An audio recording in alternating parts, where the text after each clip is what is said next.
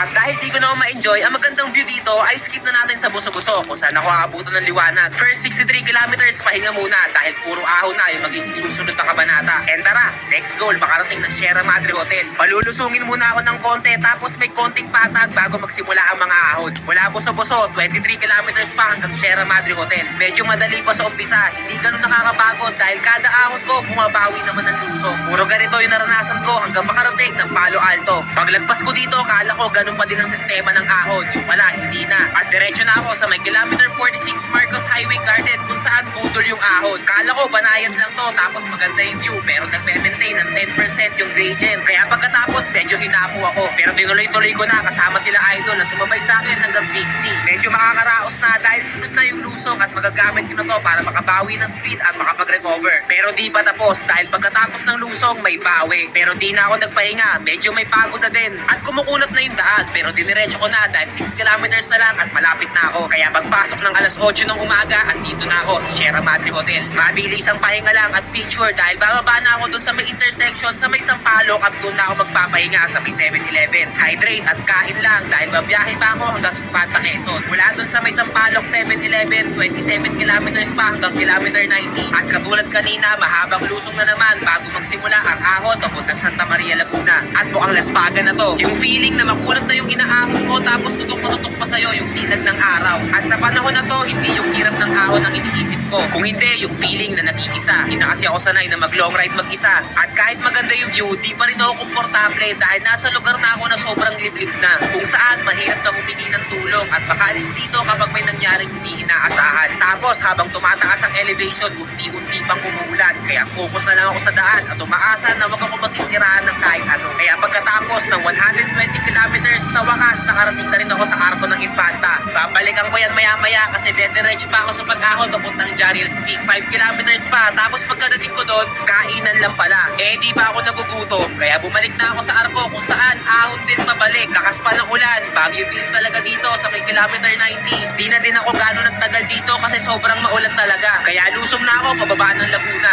Patarik yung lusong at basa yung kalsada kaya alalay lang. Pero may mas malala pa. Dahil bandang gitna, off-road, basa yung lupa, umuulan at puro bato na matutulis ang bubungad habang lumulusong. Medyo mahaba din to kaya budol ka talaga dito kung naka-road bike ka. After ko makasurvive sa off-road, balik kalsada na ulit. Matarik na lusong hanggang 7 up hills. Hanggang pagbaba na yung matarik na lusong tapos balik off-road na ulit. Hanggang highway na tong off-road para shortcut pero kumanan na ako papuntang Santa Maria proper para kalsada yung dadaanan ko. O diba, na side trip ko pa yung arko ng Santa Maria. Eto na, balik highway at balik patag na. Kaso yun lang, naflatan pa ako dito sa may FAMI. Buti may 7-Eleven kaya sinamantala ko na to para makakain ng konti at makapagpahinga. Game, bubuuin ko na yung Laguna Loop. 74 kilometers to go. Dire-diretsong patag na to at nagme-maintain na lang ako ng 30 kph para di malaspag. Kailangan din magreserba dahil may konting rolling na ahon pa mula Paete, Kalayaan at Tuban. Pero inabutan na ako ng gutom kaya lunch muna ako dito sa may McDo Pagsanghan. Last 50 kilometers na lang. Puro patag pero malas dahil mahangin. Pero bahala na. Dediretsoin ko na tong Santa Cruz hanggang Victoria. At ang huling hiling ko na lang talaga ay sana wag ako matraffic. Pero pagdating na Los Baños, nag-build up na yung traffic. Nakalusot man, pero pagdating ng Calamba,